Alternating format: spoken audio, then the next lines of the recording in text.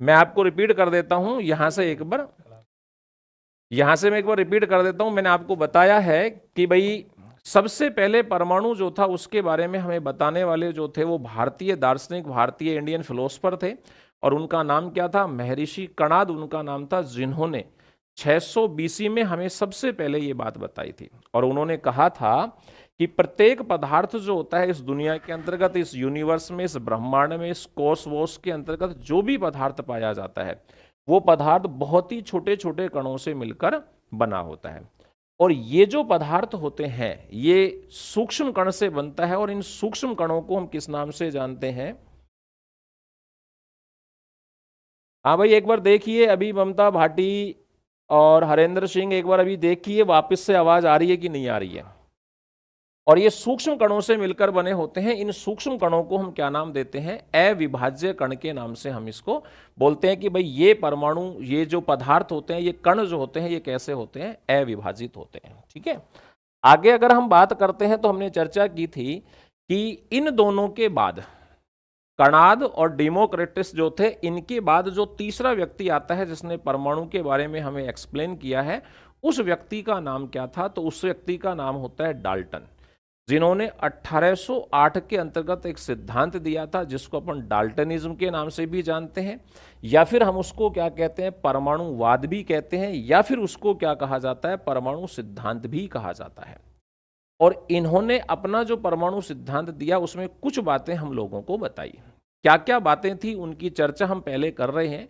फिर अगर इनमें से कोई की पॉइंट्स जो है अगर वर्तमान तथ्य में गलत होता है या उस संदर्भ में गलत होता है तो हम उसकी चर्चा भी बाद में करने वाले हैं कि भाई क्यों गलत होता है ये। तो सबसे पहले इन्होंने कहा था कि प्रत्येक पदार्थ जो होता है वो अविभाजित कणों से बना होता है, जिन्हें हम किस नाम से जानते हैं? परमाणु के नाम से जानते हैं। उसके बाद बात करें तो एक ही पदार्थ के जो परमाणु होते हैं वो गुणों में समान होते हैं। इनके कहने का मतलब ये था कि अगर हम बात करें जैसे कि लोहा एक पदार्थ है, तो लोहे के जितने भी परमाणु हैं वो सब गुणों में क्या होंगे? एक समान। अगर हम बात करें कि भाई सोने के परमाणु है तो सभी गुणों में क्या होंगे? एक समान। चांदी के परमाणु है तो सभी गुणों में क्या होंगे? एक समान। लेकिन वर्तमान संदर्भ में अगर हम बात करें तो ये सिद्धांत जो है, ये थ्योरी जो है, ये पॉइंट जो इन्होंने दिया था ये गलत हो जाता है। गलत ये उस समय नहीं हुआ था जब डाल्टन ने हमें बताया था, गलत ये तब हुआ जब हमने समस्थानिकों की खोज की। तो समस्थानिकों की खोज के पश्चात ये दूसरा जो पॉइंट होता है ये क्या हो गया? गलत हो गया। उसके बाद हम बात करते हैं इन्होंने तीसरा जो पॉइंट हमको क्या कहा। तीसरे पॉइंट में इन्होंने हमको कहा कि अलग अलग पदार्थ जो होते हैं, तीसरे पॉइंट में इन्होंने हमको कहा कि अलग अलग पदार्थ के परमाणु जो है वो गुणों में अलग अलग होते हैं। अलग अलग पदार्थ के परमाणु, अलग अलग पदार्थ के परमाणु गुणों में क्या होते हैं? असमान होते हैं, या गुणों में भिन्न भिन्न होते हैं। एक बात इन्होंने हमको ये कही, भिन्न भिन्न होते हैं। उसके बाद एक बात ये कह दी। अब ये सिद्धांत जब उन्होंने बताई, ये बात उन्होंने जब बताई तब तो ये ठीक थी, लेकिन जब समभारिक की खोज होती है तो ये तथ्य भी क्या हो जाता है? इनका गलत हो जाता है। वो बताऊंगा मैं आपको किस तरीके से गलत हो जाता है। उसके बाद अगर हम बात करें तो इन्होंने एक कहा कि परमाणु आपस में मिलकर, क्या कहा इन्होंने? कि परमाणु परस्पर संयोग करके, परमाणु परस्पर संयोग करके क्या बनाते हैं? संयोग करके अणु का निर्माण करते हैं। संयोग करके किसका निर्माण करते हैं? अणु का निर्माण करते हैं। एक बात इन्होंने ये कही कि अणु का निर्माण करते हैं।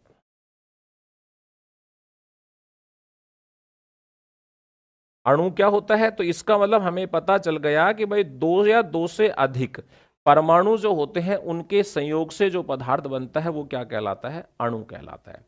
और एक बात इन्होंने हमको बताई कि भाई परमाणु जो है उसको ना तो उत्पन्न किया जा सकता है, परमाणु को न तो क्या कर सकते हैं? उत्पन्न कर सकते हैं। परमाणु को न तो उत्पन्न कर सकते हैं और ना ही उसे नष्ट कर सकते हैं। परमाणु को न तो उत्पन्न कर सकते हैं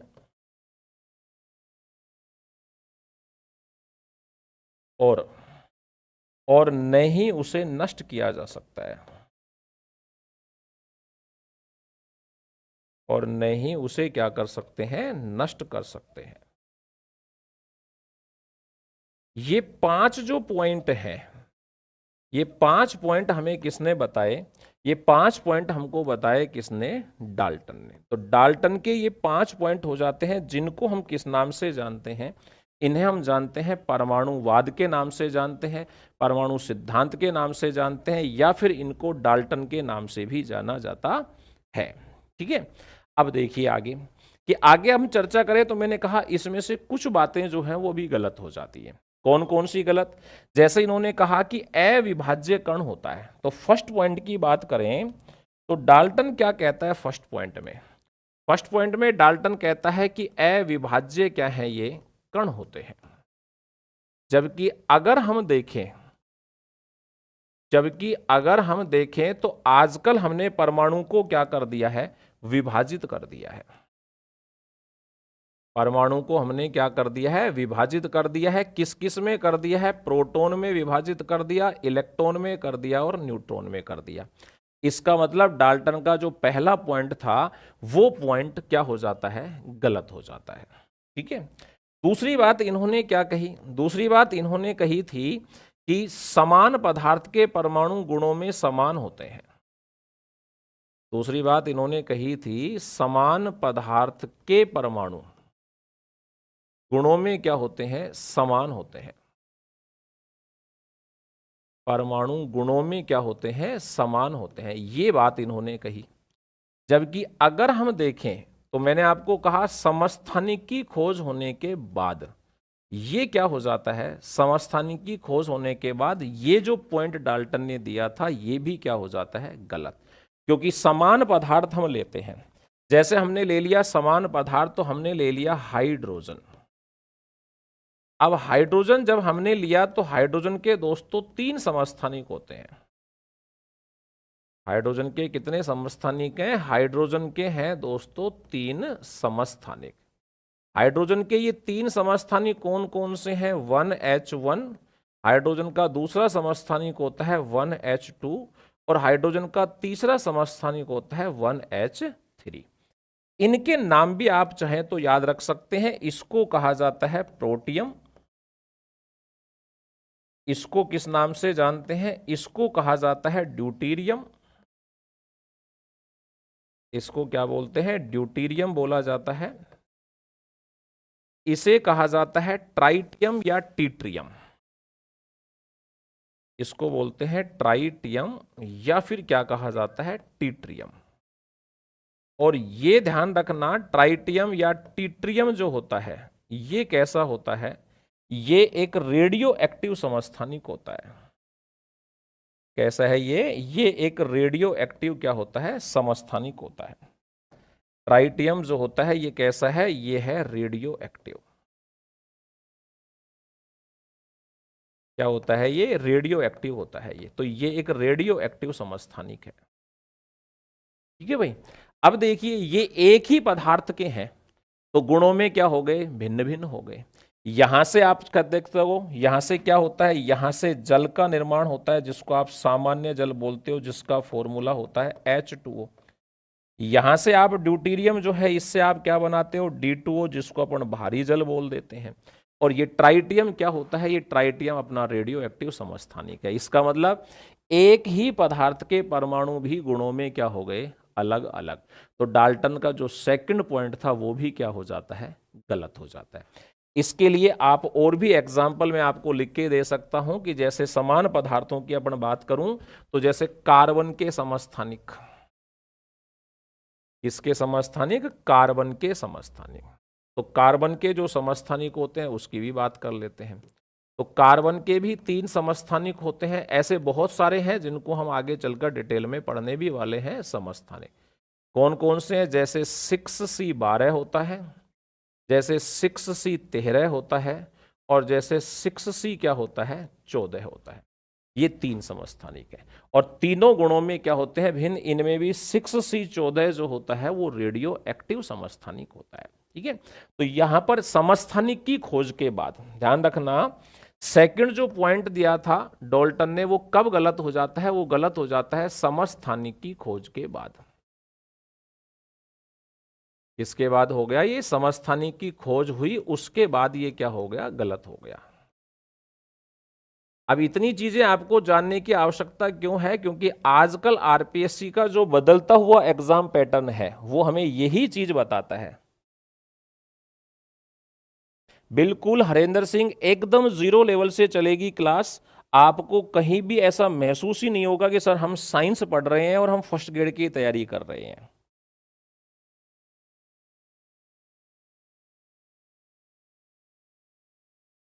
अब आप हरेंद्र सिंह अभी तक जो मैं पढ़ा रहा हूं उसके हिसाब से आप मुझे बता सकते हैं कि आपको इसके अंतर्गत क्या थोड़ा सा ऐसा लगे या क्या लग रहा होगा अभी की जो थोड़ा सा कठिन होगा। बाकी ऐसा आप जो कह रहे हो सर बिल्कुल बेसिक से एकदम 0 लेवल से साइंस पढ़ानी शुरू करेंगे, अपन 9th क्लास का एटम एंड मॉलिक्यूल पढ़ेंगे, वहां से शुरू करेंगे और अपन 11th क्लास तक साइंस को मतलब एटम और मॉलिक्यूल को पढ़ते हुए जाएंगे। और उस दौरान आपको बीच में 1 सेकंड के लिए भी मैं कहीं ऐसा नहीं लगने दूंगा कि सर हम साइंस पढ़ रहे हैं। ठीक है भाई हरेंद्र सिंह, आपको घबराने की बिल्कुल भी आवश्यकता नहीं है। आप जब हमारे साथ जुड़े हुए हैं तो निश्चित रूप से आपकी उम्मीदों पर हम खरे उतरने का प्रयास करेंगे। ठीक है भाई, तो ध्यान रखना सेकंड पॉइंट जो डाल्टन का था वो किस वजह से गलत हो गया, समस्थानिक की खोज के कारण क्या हो गया, गलत हो गया। चलिए आगे चलते हैं। तीसरा पॉइंट इन्होंने क्या कहा था, तो थर्ड पॉइंट इन्होंने कहा कि अलग अलग पदार्थ के परमाणु गुणों में क्या होते हैं, भिन्न भिन्न होते हैं। थोड़ी सी चर्चा इसकी भी कर लेते हैं। तीसरा पॉइंट इन्होंने कहा कि अलग अलग पदार्थ के परमाणु, थर्ड पॉइंट क्या था इनका, इन्होंने कहा कि अलग अलग पदार्थ के परमाणु, अलग अलग पदार्थ के परमाणु। सेकंड बात, थर्ड बात इन्होंने ये कही कि परमाणु गुणों में क्या होते हैं, इन्होंने कहा गुणों में असमान होते हैं। गुणों में क्या होते हैं, असमान। अब ये बात सही है या गलत है तो इसकी चर्चा करते हैं। तो ये जो डाल्टन ने कही थी ये लाइन भी क्या हो गई, बाद में गलत हो गई। अब ये गलत क्यों हो गई, क्योंकि यहां पर खोज हो जाती है किसकी, समभारिक आइसोबार जो होते हैं। यहां पर किसकी खोज हो गई, यहां पर खोज हो गई किसकी, आइसोबार जो थे उनकी खोज हो जाती है। तो ये इनका पॉइंट जो था वो भी क्या हो गया, गलत। आइसोबार क्या होते हैं, आइसोबार डिटेल में तो बाद में बात करेंगे, फिलहाल संक्षेप में बता देता हूं। आइसोबार का मतलब होता है सम प्लस भार, और भार का तात्पर्य यहां पर आप निकालना दोस्तों द्रव्यमान संख्या से या परमाणु भार से।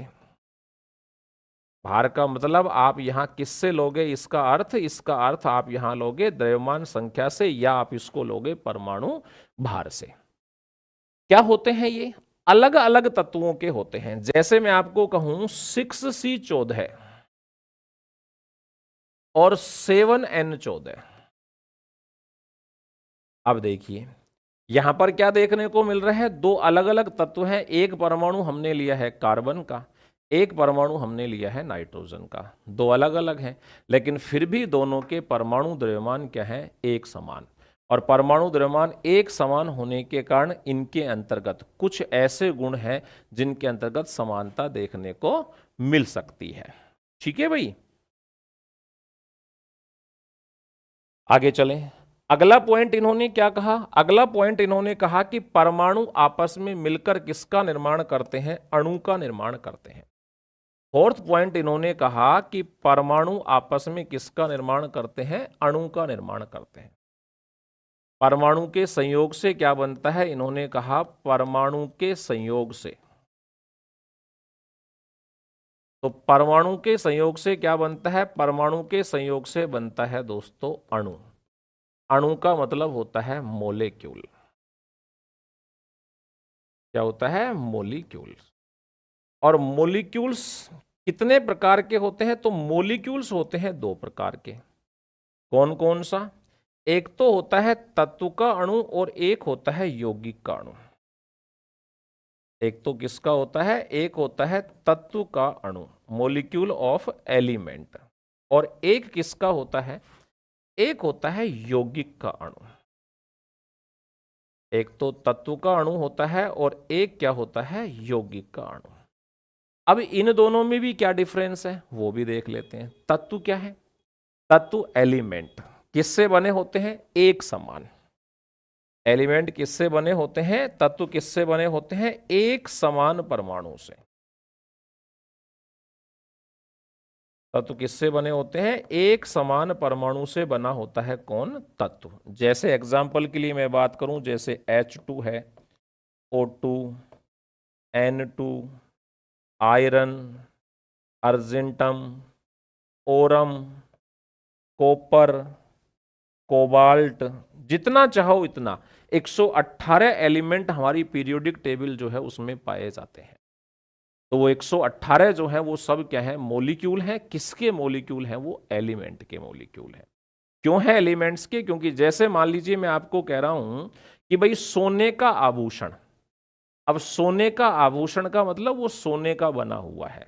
या कोई भी चीज आपको बोल दे लोहे की छड़, तो लोहे की छड़ का मतलब उसमें सारे परमाणु किसके हैं, लोहे के ही उपस्थित हैं। जब तक आपको कोई भी दूसरा नाम नहीं दिया जाए, आपको मान लीजिए वो बोल देता है कॉपर, तांबा बोल देता है, आपको वो चांदी बोल देता है, आपको वो क्लोरीन बोल देता है, आपको वो सोडियम बोल देता है, आपको इस तरीके से वो कुछ भी बोल के देता है या कुछ भी एग्जाम्स में देता है, तो वो सभी किसके होंगे, वो सभी तत्व के मॉलिक्यूल कहलाएंगे, मॉलिक्यूल्स ऑफ एलिमेंट्स कहलाते हैं। ठीक है। सेकंड की अगर हम बात करें तो कौन है हमारा, यौगिक। यौगिक क्या होता है, मॉलिक्यूल ऑफ कंपाउंड। और कंपाउंड किसका बना होता है दोस्तों, ये भी ध्यान देना, दो या दो से अधिक, दो या दो से अधिक,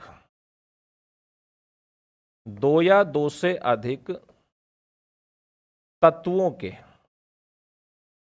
दो या दो से अधिक तत्वों के, और तत्वों के भी क्या, यहां पे एक भी बात ध्यान देना, निश्चित अनुपात, एक फिक्स रेशो होता है,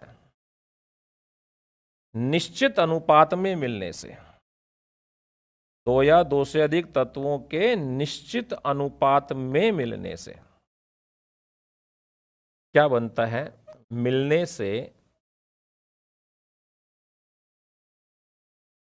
यौगिक बनता है। मिलने से यौगिक का क्या होता है, यौगिक का होता है निर्माण।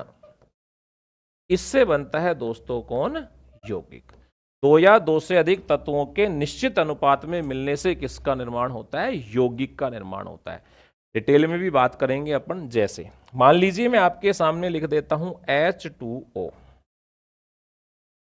जैसे मान लीजिए मैंने आपके सामने लिख दिया NaCl, जैसे मान लीजिए मैं आपके सामने लिख देता हूं H2SO4, जैसे मान लीजिए मैंने आपके सामने लिख दिया HCl। ये सब क्या है दोस्तों, ये सारे के सारे यौगिक के अणु हैं, मॉलिक्यूल ऑफ कंपाउंड है। क्यों है, क्योंकि मॉलिक्यूल के अंतर्गत, कंपाउंड के मॉलिक्यूल के अंतर्गत कंडीशंस क्या है, अपनी कंडीशन है दो या दो से अधिक तो तत्व होने चाहिए। एक कंडीशन तो है ये, एक कंडीशन क्या है, एक कंडीशन है कि वो किस अनुपात में होने चाहिए, एक फिक्स रेशो में होने चाहिए।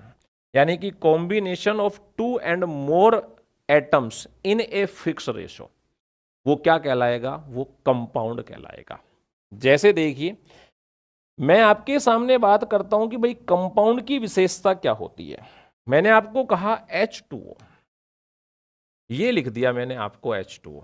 अब हम कह रहे हैं कि साहब ये क्या है, ये एक कंपाउंड है, ये एक यौगिक है। क्या है, ये एक कंपाउंड है, क्या है, ये एक यौगिक है।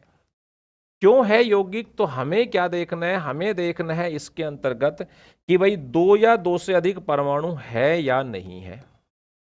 पहली लाइन, दो या अधिक क्या है, परमाणु, दो या अधिक क्या है, इसमें परमाणु होने चाहिए। और ये अपनी पहली कंडीशन जो है उसको क्या करता है, पूरा करता है। इसमें दो या अधिक परमाणु हैं। कैसे हैं, दो परमाणु तो किसके हैं, दो एटम तो हैं इसमें हाइड्रोजन के। और एक एटम किसका है इसमें, एक एटम है इसमें ऑक्सीजन का।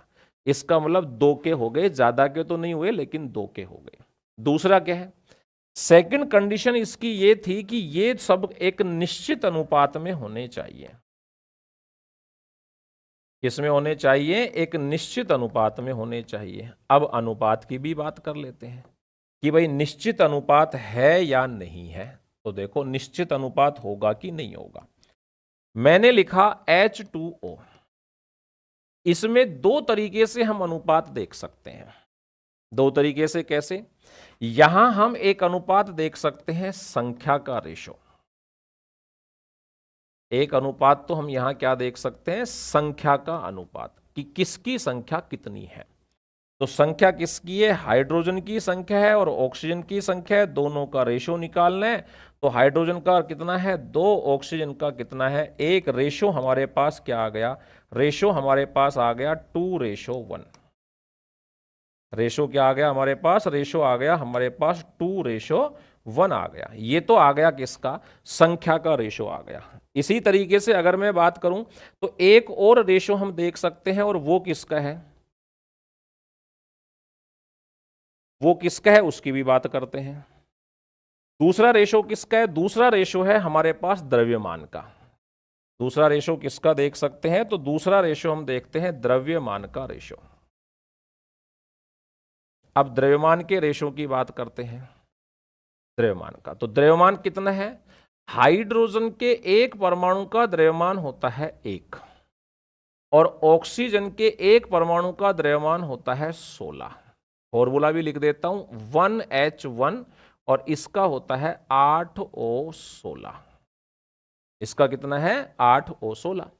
अब यहां पे देखिए आप, 1H1 और 8O16, ऑक्सीजन के एक एटम का मोलिक्यूलर वेट यानी कि उसका मास नंबर या उसका एटॉमिक मास कितना है 16, और हाइड्रोजन के एक एटम का एटॉमिक मास कितना है 1। तो क्या होगा, तो अपने पास क्या है, अपने पास है हाइड्रोजन के 2 एटम यानी कि 2 हो गया।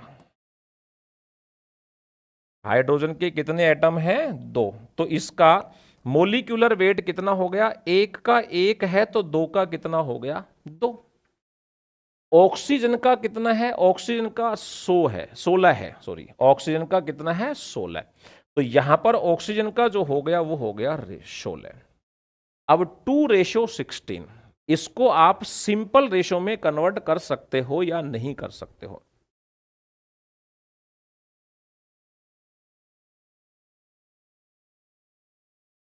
बिल्कुल ऐसे ही करता रहूंगा, टेंशन ही ना ले आप उस चीज की, ठीक है। उसके बाद देखो 2:16 आ गया। अब 2:16 जो है इसको थोड़ा सा सिंपल रेशो में कन्वर्ट कर दो। और सिंपल रेशो क्या है कि अगर ये कट रहे हैं तो काट दो, काट देते हैं। ये 2 से कट गए दोनों, तो ये आ गया 1:8। अब हमने 2 रेशो यहां से प्राप्त कर लिए। देखो भाई, एक संख्या का ratio, ratio of the numbers, और एक हमने कर लिया ratio of the atomic mass, द्रव्यमान का रेशो। मैंने कहा कि ये रेशो क्या होना चाहिए, निश्चित होना चाहिए। और दोस्तों जल जो होता है उसका निश्चित ही होता है, चाहे आप इसको किसी भी विधि से प्राप्त कर लें, चाहे आप इसको किसी भी स्रोत से ले आए, चाहे किसी भी स्रोत से इसको प्राप्त करें या किसी भी विधि से आप इसको प्राप्त करें, किसी भी विधि से क्या करें, इसको प्राप्त करें। ये हमेशा क्या रहेगा, ये हमेशा फिक्स ही रहेगा। जैसे आप नदी से भी ले सकते हो, कुओं से भी ले सकते हो, झील से भी ले सकते हो, तालाब से भी ले सकते हो, कहीं से भी आप जल को प्राप्त कर लो, रेशो हमेशा क्या आएगा 2:1 ही आएगा।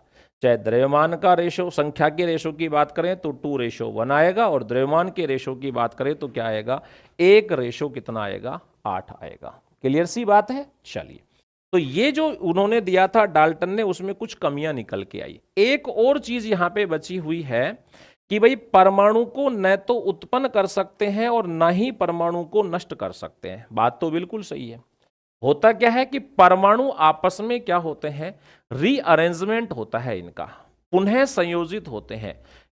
इनके अंतर्गत क्या हो सकता है कि जब रासायनिक अभिक्रिया में ये भाग लेते हैं तो क्या होता है। तो एक और पॉइंट है, उसकी भी बात कर लेते हैं। और वो पॉइंट क्या है कि न तो उसे नष्ट कर सकते हैं, न तो उसको क्या कर सकते हैं नष्ट, और न ही क्या कर सकते हैं उत्पन्न, नहीं क्या कर सकते हैं उत्पन्न कर सकते हैं। सिर्फ क्या होता है किसी भी रासायनिक अभिक्रिया में, रासायनिक गुणों में तो क्या होगी समानता, जब भी ये किसी रासायनिक अभिक्रिया में भाग लेंगे तो। लेकिन क्या होते हैं ये पुनः, क्या होते हैं ये पुनः, क्या होते हैं व्यवस्थित होते हैं। अब पुनः व्यवस्थित कैसे होते हैं उसको आप देख लीजिए। एक सिंपल सा एग्जांपल, जैसे मैं आपको कह रहा हूं कि भाई C+O2 की क्रिया कराई और बना क्या हमारे पास CO2 बना, तो ये हो गया पुनः संयोजित। इसी तरीके से मैं बात करूं जैसे H2+O की मैं बात करूं तो इन दोनों की क्रिया से क्या बन गया H2O बन गया। ठीक है भाई।